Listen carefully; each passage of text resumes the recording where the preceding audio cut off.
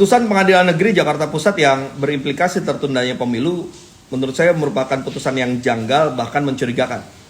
Tentu kita menghormati setiap putusan pengadilan. Namun untuk putusan kali ini kekeliruannya sangat terang benderang sehingga sebenarnya tidak perlu lagi ada perdebatan substansi karena sudah terlalu jelas kesalahannya.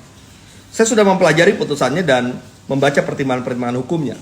Menurut saya kesalahan yang paling fundamental adalah soal kewenangan mengadili.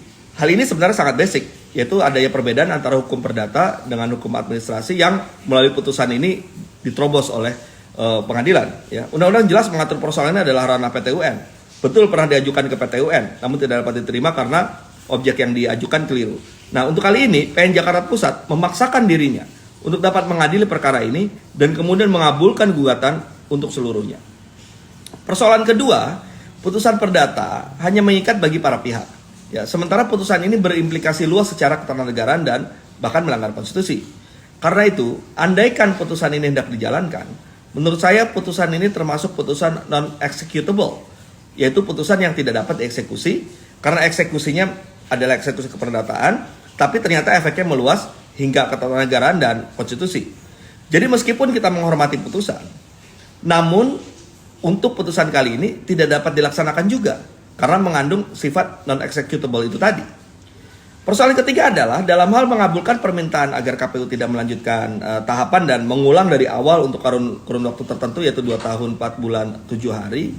Kalau kita melihat putusannya tidak ada pertimbangan hukum yang memadai dan justru pertimbangannya melompat dan bahkan dipaksakan. Ya, ketiadaan pertimbangan hukum yang memadai ini tentu dapat menimbulkan pertanyaan, ya, ada apa dengan putusan ini? Yang keempat, karena memiliki kesalahan fundamental, maka saya berharap agar pengadilan tinggi mengkoreksinya dengan membatalkan putusan tersebut. Tidak ada satupun alasan yang bisa membenarkan putusan ini. Dan kalau kita melihat kesalahan fundamental dari putusan ini, maka sulit rasanya untuk tidak menaruh kecurigaan bahwa memang ada suatu gerakan yang sistematis untuk merusak dan mengganggu proses pemilu yang sedang berlangsung.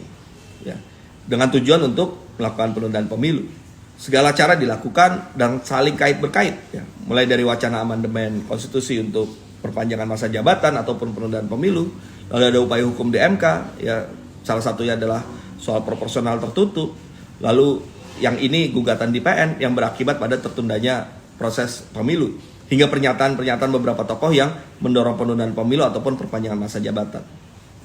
Menurut saya ini harus menjadi peringatan bagi kita semua untuk waspada terhadap gerakan yang ingin mengacaukan rencana pemilu 2024. Jangan sampai upaya ini berhasil karena hak kita untuk mendapatkan demokrasi konstitusional menjadi terenggut oleh kepentingan-kepentingan tertentu.